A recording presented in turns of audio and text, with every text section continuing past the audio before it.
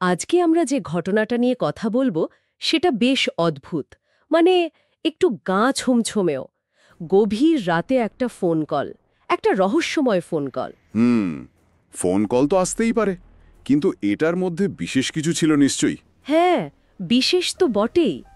ঘটনাটা ২০১৭ সালের জুলাই মাসের বনগাঁর একটা নির্জন রাস্তায় ঘটেছিল। আমাদের কাছে যে বিবরণটা আছে সেখানে এটাকে একটা অলৌকিক ঘটনা হিসেবেই দেখা হচ্ছে। আচ্ছা, অলৌকিক ঘটনা। প্রেক্ষাপটটা কি ছিল? মানে কিভাবে শুরু হলো ব্যাপারটা? সৌরভ বলে একজন অফিস থেকে ফিরছিলেন। বেশ রাত তখন, ধরুন ১১টা বাজে। 11টা, বেশ রাত। হ্যাঁ, আর উনি একটু শর্টকাট নেবেন বলে কবরস্থানের পাশ দিয়ে একটা রাস্তা ধরেছিলেন। রাস্তাটা বেশ নির্জন, আর সেদিন একটু কুয়াশাও ছিল। ও, নির্জন রাস্তা, কবরস্থানের পাশ, কুয়াশা, রাত 11টা। পরিবেশটা বেশ তৈরি। ঠিক, আর ঠিক সেই সময়ে ওনার ফোনে একটা কল আসে, অচেনা নম্বর থেকে। অচেনা নম্বর, রাতের বেলা, ওই পরিবেশে একটু তো অস্বস্তি হওয়ারই কথা। অস্বস্তির চেয়েও বেশি।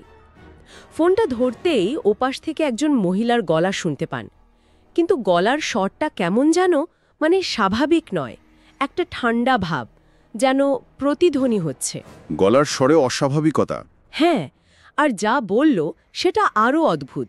বলল, তুই একা কেন ওই রাস্তার ধারে?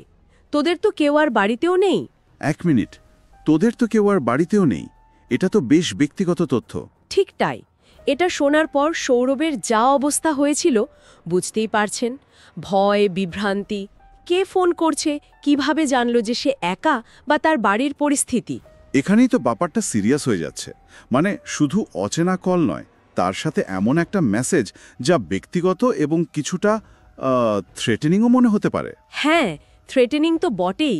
আর এই যে প্রযুক্তির ব্যবহার, ফোন কল, সেটার মাধ্যমে একটা পুরনো দিনের ভূতের গল্পের মতো অনুভূতি, কিন্তু অনেক বেশি সরাসরি, তাই না? একদম। এটা শোনা গল্প নয়, একেবারে নিজের ফোনে আসা কল। এই প্রযুক্তি আর পুরনো বিশ্বাসের মিশ্রণটা একটা অন্য স্তরের ভয়ের জন্ম দেয়। তা যা বলেছেন।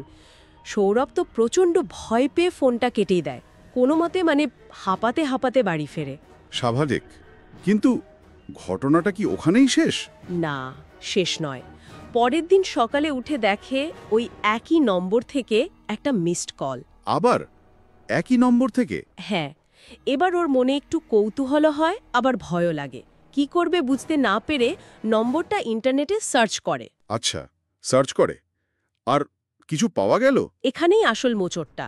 সার্চ করে জানতে পারে নম্বরটা রূপা দে নামে একজনের নামে রেজিস্টার্ড, একজন কলেজ ছাত্রী। রূপা দে, কলেজ ছাত্রী? তো সে ফোন করেছিল? না, এখানেই মর্মান্তিক ব্যাপারটা। রূপা দে 2015-এ, সৌরভের এই ঘটনার 2 বছর আগে, হ্যাঁ। ঠিক ওই রাস্তাতেই একটা ভয়ঙ্কর বাইক অ্যাক্সিডেন্টে মারা গেছিল। কি বলছেন? ওই একই রাস্তায় যেখানে সৌরভ ফোনটা পেয়েছিল? একদম, সেই নির্জন রাস্তাতেই। ভাবুন একবার, জায়গাটা একটা মর্মান্তিক দুর্ঘটনা, আর সেখান থেকে 2 বছর পর ফোন কল আসছে সৌরভের কাছে। এটা এটা তো অবিশ্বাস্য। স্থান, কাল আর ওই ফোন কল সব মিলে যাচ্ছে। যদিও দেখুন, অনেক সময় পুরনো নম্বর রিসাইকেল হয়, ডেটাবেসে ভুল থাকে। হ্যাঁ, সেই যুক্তিগুলো তো আছেই, কিন্তু ঘটনার পারিপার্শ্বিকতা, ওই মেসেজটা, তোদের তো কেউ আর বাড়িতেও নেই, এগুলো তো শুধু নম্বর রিসাইকেলের তথ্য দিয়ে মেলানো কঠিন। ঠিক, কঠিন। মেসেজটা খুব নির্দিষ্ট।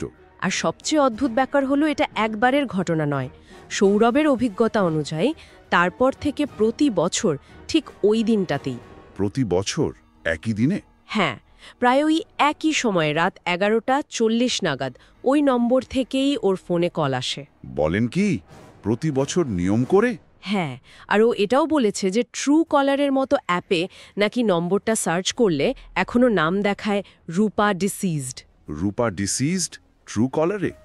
এটা তো পুরো ব্যাপারটাকে আরও অনেক বেশি রহস্যময় আর অস্বস্তিকর করে তুলছে। তাই না? এই যে বার্ষিক পুনরাবৃত্তি আর ট্রু কলারের এই তথ্য, এটা কিভাবে ব্যাখ্যা করা যায়? ব্যাখ্যা করা সত্যিই কঠিন। এই পুনরাবৃত্তি আর প্রযুক্তির এই অদ্ভুত সমর্থন, এটাকে সাধারণ কাকতালীয় ঘটনা বা মনের ভুল বলে উড়িয়ে দেওয়া যায় না। নির্দিষ্ট জায়গা, মৃত ব্যক্তি, নির্দিষ্ট সময়, অদ্ভুত বার্তা, আবার প্রযুক্তির শিলমোহর, সব মিলিয়ে এটা একটা জটিল ধাঁধা। হ্যাঁ, একটা ধাঁধা তো বটেই, কিন্তু কেন কেন এই ধরনের ঘটনাগুলো আমাদের মনে এত গভীরভাবে দাগ কাটে? আমার মনে হয় এর কারণ হলো এটা আমাদের চেনা বাস্তবতার ধারণাকে নাড়িয়ে দেয়। একটা করুণ মৃত্যু, একটা নির্দিষ্ট স্থান, আর তার সাথে যুক্ত হয়ে যাচ্ছে আমাদের রোজকার ব্যবহার করা প্রযুক্তি, মোবাইল ফোন। যখন প্রযুক্তি নিজেই এমন একটা ব্যাখ্যাতীত ঘটনার অংশ হয়ে যায়, তখন আমাদের যুক্তি আর বিশ্বাসের মধ্যে একটা দ্বন্দ্ব তৈরি হয়। আমরা কি প্রযুক্তিকে বিশ্বাস করব, নাকি আমাদের অনুভূতি বা পুরনো সংস্কারকে? তাহলে কি কোনো উত্তর নেই? হয়তো স্পষ্ট উত্তর নেই, কিন্তু এটা আমাদের ভাবায়। এই নির্দিষ্ট ঘটনাটা আমাদের প্রশ্ন করতে বাধ্য করে।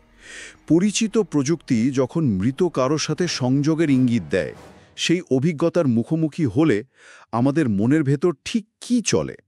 আমরা আমাদের বাস্তবতার বোধকে কতটা চ্যালেঞ্জ করতে পারি? সত্যি ভাবনার বিষয়।